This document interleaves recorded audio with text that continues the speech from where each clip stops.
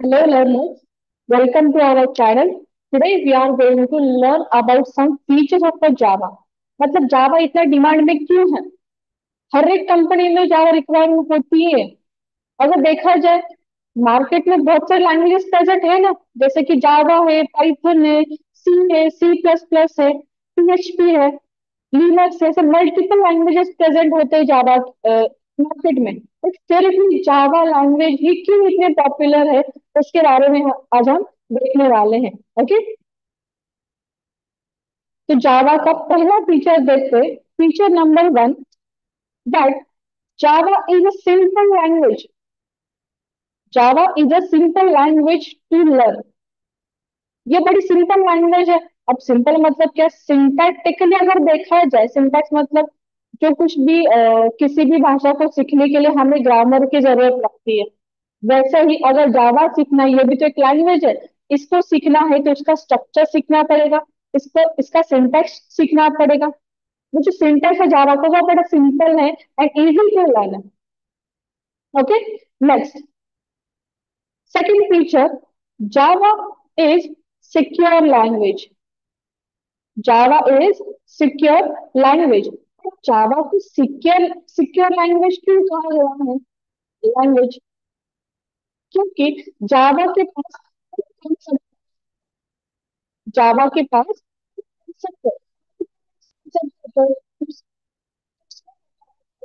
Encapsulation. Second one होता है उसके पास इनहेरिटेंस। नेक्स्ट होता है third one polymorphism. And last one abstraction. Last one is abstraction. इन चार पिलर की मदद से जावा सिक्योर कहा जाता है। चार पिलर मतलब जो एनकैप्सुलेशन, इनहेरिटेंस, पॉलीमॉर्फिज्म, एब्स्ट्रैक्शन, ये उस कंसेप्ट होते हैं जावा के अंदर। इन चार पिलर की मदद से जावा को स्ट्रॉन्गली सिक्योर लैंग्वेज कहा गया है। अब ये एनकैप्सुलेशन क्या है, इनहेरिटेंस क्या है, इसको हम बाद में सीखेंगे। फिलहाल के लिए इतना समझो कि उस कंसेप्ट की मदद से ही जावा को सिक्योर लैंग्वेज कहा गया है। उसका उनका मतलब देखोगे यहाँ पे, that is object oriented programming. That is object oriented programming. अब जावा को ऑब्जेक्ट ओरिएंटेड प्रोग्रामिंग लैंग्वेज क्यों कहते हैं? That is only reason that it contains encapsulation, inheritance, polymorphism and abstraction. ठीक है। अब थर्ड फीचर देखो जावा का, Java is the case sensitive language. Java is case sensitive language. अब उसको केस सेंसिटिव लैंग्वेज क्यों कहा गया है? क्योंकि अगर आपने जावा के अंदर समथिंग लिखा है, सपोज इंट इंटीजर की लिखा है, एंड बाद में चल के आई कैपिटल इंट लिख रहे हो, तो जावा इसको दो अलग अलग शब्द मानेगा। अगर देखा जाए हमें लगता है कि इनका मीनिंग सेम ही होगा, एक स्मॉल है, एक स्टार्ट हुआ है कैपिटल से, बट जावा के लिए ये दोनों भी अलग अलग शब्द होते हैं।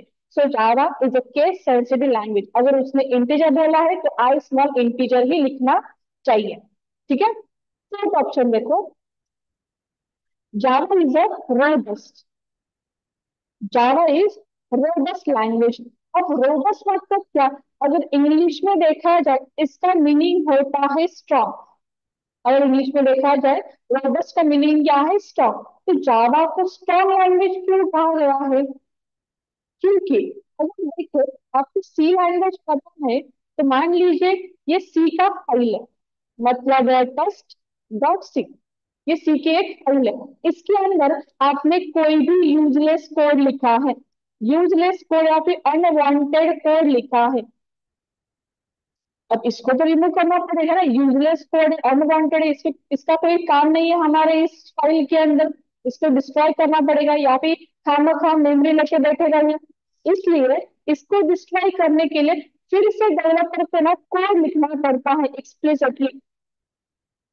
फिर से डेवलपर को कोड लिखना पड़ता है इनको निकालने के लिए, इनको डिस्ट्रॉय करने के लिए। बट जावा के अंदर ऐसा नहीं होता। जावा को रोबस्ट कहा गया है। क्यों? क्योंकि जावा के पास होता है गार्बेज कलेक्टर। जावा के पास क्या है? गार्बेज कलेक्टर होता है। उसको शॉर्टकट में जीसीबी बोलते हैं। शॉर्टकट में उसको जीसीबी बोलते हैं। कैसे? इसका क्या काम होता है? Garbage collector is known for its memory management. Interview में एक क्वेश्चन आया था कि किसकी मेमोरी मैनेजमेंट अच्छी है, सी लैंग्वेज की या जावा की। हम आप बोलोगे जावा की। क्यों? क्योंकि जावा के पास गार्बेज कलेक्टर है। ये क्या करता है, जो कुछ भी जावा कोड के अंदर यूजलेस कोड है या फिर अनवांटेड कोड है, उसको डिस्ट्रॉय करने के लिए इसकी मदद लगती है। मतलब वो ऑटोमेटिक डिटेक्ट कर लेता है कि ये वेरिएबल या फिर ये वैल्यू यूजलेस है, इसको डिस्ट्रॉय करना चाहिए। ऑटोमेटिक डिटेक्शन करता है, उसको ऑटोमेटिकली डिस्ट्रॉय करता है garbage collector. And that's why Java is a robust and strong language. Memory management अगर देखा जाए, सी लैंग्वेज से अच्छी है जावा की, क्योंकि उसके पास गार्बेज कलेक्टर है। Okay, next. Java is multi threaded. Java is multi threaded language. अब ये मल्टी थ्रेड मतलब क्या, थ्रेड क्या होता है इसको हम देखते हैं। ये बड़ा कंसेप्ट है मल्टी थ्रेडिंग करके, इसको आगे हम पढ़ेंगे। फिलहाल के लिए इंट्रोडक्शन के लिए बता देती हूँ आपको। फॉर एग्जाम्पल, आपने यहाँ पे जावा का कोड लिखा है, सपोज मैथ या फिर मैथमेटिकल मैथ डॉट जावा, ऐसे आपने एक फाइल बनाई है। एंड इस फाइल के अंदर आपको एडिशन का कोड लिखना है, आपको सब्ट्रैक्शन का कोड लिखना है, आपको मल्टीप्लिकेशन का कोड लिखना है। ऐसे मल्टीपल कोड्स आपको यहाँ पे लिखने हैं। कंसिडर कीजिए, ये जो एडिशन का कोड है, इसको रन होने के लिए, इसको एग्जीक्यूट होने के लिए 5 मिनट लग रहे। अब 5 मिनट नहीं लगते, मैंने बोला कंसिडर करने के लिए, तो ऐसा मान लीजिए कि ये 5 मिनट ले रहा है। सब्सट्रैक्शन भी क्या कर रहा है, एग्जीक्यूट होने के लिए 5 मिनट ले रहा है। मल्टीप्लीकेशन भी अपना टाइम ले रहा है 5 मिनट्स। तो अगर एक जावा की फाइल रन करनी होगी तो आपके 15 मिनट वेस्ट हो रहे हैं। आपके 15 मिनट वेस्ट हो रहे हैं, एक फाइल को रन करने के लिए 15 मिनट वेस्ट करके, ये तो मतलब मूर्खता की बात है, प्रैक्टिकल है। इसलिए जावा को मल्टी थ्रेडिंग बोला गया है, क्योंकि मान लीजिए ये जो एडिशन का कोड चल रहा है, ये एक थ्रेड है, मतलब ये प्रोसेस है। एडिशन कोड को एग्जीक्यूट करने एक प्रोसेस चल रही है, ये एक थ्रेड है, इसको हम कहेंगे थ्रेड वन। इसको हम कहेंगे थ्रेड वन। नेक्स्ट, सब्सट्रैक्शन का जो प्रोसेस चल रहा है, इसको हम कहेंगे थ्रेड टू, मतलब प्रोसेस नंबर 2 कहेंगे। एंड ये जो मल्टीप्लिकेशन का भी पार्ट चल रहा है, इसको हम कहेंगे थ्रेड 3। इसको हम कहेंगे थ्रेड 3।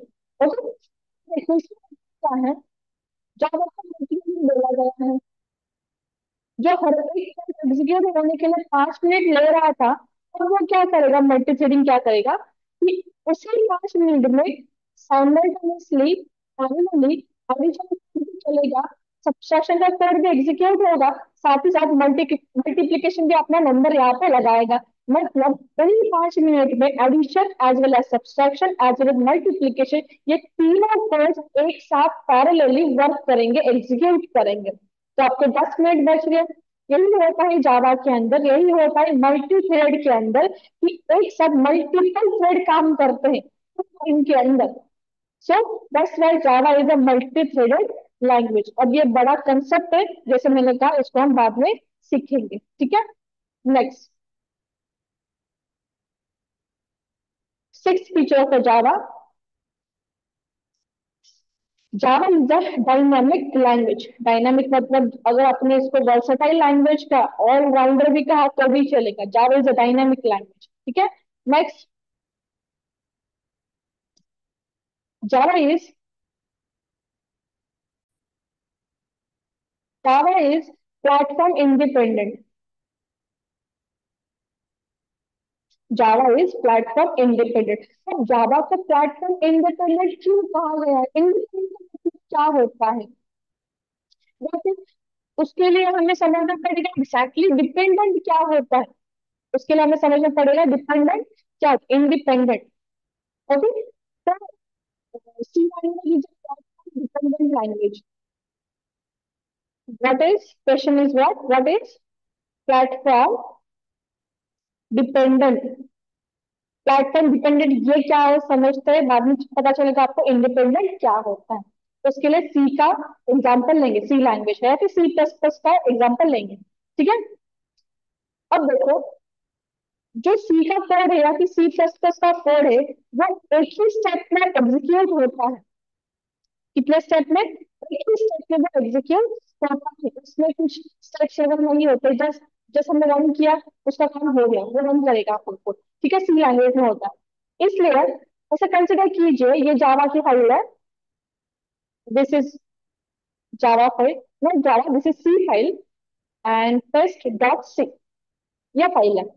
ओके, एंड इसके अंदर आपने सी का कोड लिखा है या फिर सी का प्रोग्राम कुछ भी लिखा है। तो जैसे मैंने कहा कि सी का कोड डायरेक्टली रन हो रहा है, डायरेक्टली एग्जीक्यूट हो रहा है, यहाँ पे लिखेंगे एग्जीक्यूट। तो जो रन हो रहा है, वो हो रहा है हमारे विंडोज प्लेटफॉर्म के ऊपर, हमारे विंडोज प्लेटफॉर्म के ऊपर। मतलब ये मेरा लैपटॉप विंडोज है, इस प्लेटफॉर्म के ऊपर ऊपर मैंने एक ही स्टेप में उसको एग्जीक्यूट किया है, जब हमें वन क्लिक पर एग्जीक्यूट हो रहा है। ओके, तो मेरे विंडोज पे या फिर किसी भी सिस्टम के ऊपर एक ऑपरेटिंग करने के लिए ऑपरेटिंग सिस्टम होता है। किसी भी विंडोज के ऊपर हर एक के लैपटॉप में होता है ऑपरेटिंग सिस्टम, और यस हम जिसको कहते हैं ऑपरेटिंग सिस्टम। किसी भी मशीन को एबीसीडी नहीं पता, अल्फा न्यूमेरिक वगैरह कुछ पता नहीं होता है, उसको सिर्फ एक ही लैंग्वेज पता होती है जिसको हम कहते हैं बाइनरी लैंग्वेज, जिसको हम कहते हैं बाइनरी लैंग्वेज। अब बाइनरी लैंग्वेज मतलब क्या? 0101 की लैंग्वेज ही उसको समझ में आती है, बाकी कुछ उसको समझ में नहीं आता मशीन को। तो हमारा विंडो भी ऑपरेटिंग सिस्टम पे काम कर रहा है, तो जो ऑपरेटिंग सिस्टम है उसको सिर्फ 0101 की लैंग्वेज ही समझ में आ जाएगी। इसका मतलब क्या हो रहा है कि सी का कोड जो भी हमारा था, वो डायरेक्टली एग्जीक्यूट हो रहा है इस ऑपरेटिंग सिस्टम के ऊपर, विंडोज के ऑपरेटिंग सिस्टम के ऊपर। मतलब जो कुछ भी हमने अल्फाबेटिकली कोड लिखा था, उसको कन्वर्ट किया जा रहा है बाइनरी कोड के अंदर, उस विंडोज के ऑपरेटिंग सिस्टम के हिसाब से किया जा रहा है। और फिर जो कुछ भी कोड लिखा था उसका लॉजिक प्रिंट होगा, जो कुछ भी आगे उसको आपको दिखाई देगा, डिस्प्ले होगा। ओके, यदि किसी दूसरे के ऊपर लेके गए, मान लीजिए लिनक्स करके प्लेटफॉर्म है या फिर मैक करके प्लेटफॉर्म है, इस प्लेटफॉर्म के ऊपर अगर हम लेके गए सेम फाइल को, तो वो वहां पे रन नहीं हो पाएगा, क्योंकि ऑलरेडी अपने सी का कोड विंडोज के ऑपरेटिंग सिस्टम के ऊपर एक ही स्टेप में एग्जीक्यूट किया गया है, वो पॉसिबल नहीं होगा दूसरे प्लेटफॉर्म के ऊपर रन होने का। ये समझे, this is a platform dependent, C language is platform dependent. Now let us see what is platform independent. What is platform independent? Basically platform independent अब क्या होता है?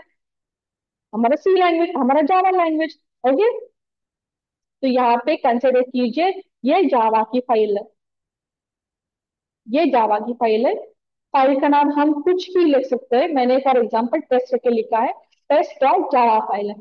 एंड इस फाइल के अंदर हम जावा का कोड लिखेंगे, मतलब उसको हम सोर्स कोड भी कहते हैं।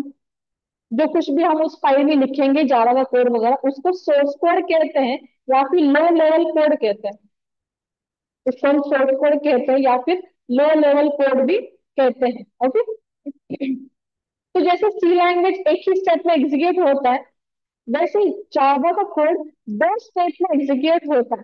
पहले स्टेप वो होता है कंपाइल, और दूसरा वो होता है रन। जावा का कोड पहले कंपाइल होगा, फिर बाद में रन होगा। तो पहली स्टेप हम यहाँ पे ड्रा करते हैं कि हमारा सोर्स कोड कंपाइल हो रहा है, हमारा सोर्स कोड कंपाइल हो रहा है। ओके, तो ये कंपाइल कौन करता है? कंपाइलर करता है। जावा का कोड कंपाइल कौन करेगा? कंपाइलर करेगा। उस कंपाइलर का नाम आप जावा सी भी बोल सकते हो। जावा सी मतलब जावा कंपाइलर। ये कंपाइल करेगा। ठीक है, तो आपका जो सोर्स कोड था, ये कन्वर्ट हो जाएगा बाइट कोड के अंदर। ये जो डॉट जावा फाइल थी, ये भी कन्वर्ट हो जाएगी आपके डॉट क्लास फाइल के अंदर, बाइट कोड के अंदर। यहाँ पे टेस्ट डॉट जावा था, अब यहाँ पे होगा टेस्ट डॉट क्लास फाइल। अब यहाँ पे कौन सी फाइल होगी? टेस्ट डॉट क्लास फाइल होगी। तो जो हमारा सोर्स कोड था, वो भी तो कन्वर्ट हुआ बाइट कोड के अंदर, बाइट कोड के अंदर। ठीक है, ये कन्वर्ट हो गया बाइट कोड के अंदर। Source code is converted into byte code with the help of this Java compiler. तो जावा कंपाइलर का यूज क्या है? Java compiler is use to convert dot Java file into dot class file. It means source code into byte code. Okay, next next step क्या होती है? Run करेगा फिर जावा का कोड क्या होगा, अब रन करेगा। रन कौन करता है? जेवीएम करता है। अब जेवीएम क्या, हमने लास्ट लेक्चर में देखा था जेवीएम क्या होता है। ओके, नेक्स्ट, अब जेवीएम क्या करेगा? जो कोई भी ऑपरेटिंग सिस्टम यहाँ पे रखा है, ये रहा ऑपरेटिंग सिस्टम, मान लीजिए हमारे विंडोज है, विंडोज का ऑपरेटिंग सिस्टम। इसको तो बाइनरी लैंग्वेज ही समझ में आती है, इसको बाइनरी लैंग्वेज भी समझ में आती है, जो कि 101 की लैंग्वेज वगैरह होती है, समथिंग वगैरह। करेक्ट है? अब देखो, जावा का कोड रन हो रहा है, कौन कर रहा है? जेवीएम कर रहा है। इसका मतलब जेवीएम क्या कर रहा है? बाइट कोड कन्वर्ट किया जा रहा है बाइनरी लैंग्वेज में, मतलब मशीन कोड में या फिर नेटिव कोड में कन्वर्ट किया जा रहा है। यहाँ पे लिखती हूँ मशीन कोड या फिर native code.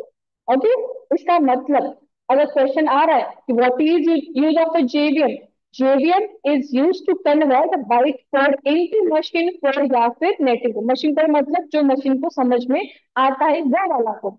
Okay, so what is use of a compiler is used to convert source code into byte code. It means .java file into .class file. And what is use of JVM? JVM is used to convert byte code into machine code. In short, JVM is used to run the code. JVM is used to run the code.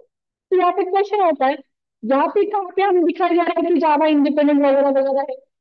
अब देखो, पिछले slide में हमने देखा था सी language directly execute हो रहा है पर्टिकुलर ऑपरेटिंग सिस्टम के ऊपर, इसका मतलब प्लेटफॉर्म डिपेंडेंट है।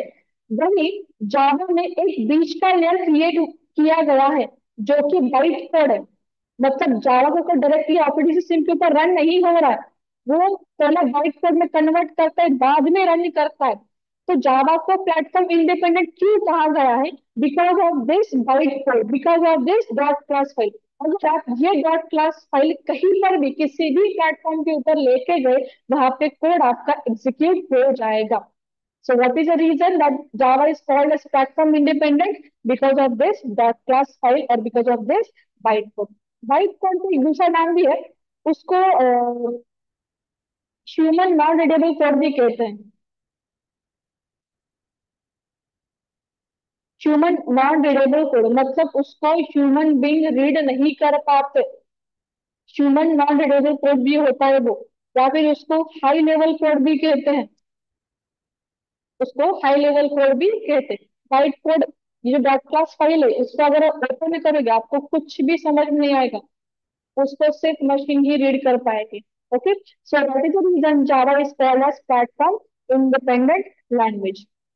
ओके, अब नेक्स्ट देखते हैं। नेक्स्ट फीचर देखो, एक feature, Java is portable language. अब पोर्टेबल मतलब क्या? हम जावा की फाइल किसी भी प्लेटफॉर्म के ऊपर इजीली ट्रांसफर कर सकते हैं, पोर्ट कर सकते हैं, इसलिए इसको पोर्टेबल लैंग्वेज कहा गया है। ओके, सो ये सारे फीचर्स हमने देखे, जावा जो सिंपल सिक्योर उस कंसेप्ट की वजह से, case sensitive and all. Okay, and last feature is Java is interpreter. Java is interpreter, right, because of JVM. हमने जैसे लास्ट लेक्चर देखा था कि जेवीएम के अंदर एक इंटरप्रेटर का कंसेप्ट होती है, उसकी मदद से ही जावा का कोड रन होता है, इसलिए जावा को इंटरप्रेटर भी कहते हैं। सो 2009 फीचर्स इन जावा, की फीचर्स ऑफ जावा, इसकी मदद से ही जावा को अलग माना जाता है compare to other languages. Okay, so thank you so much everyone, bye bye.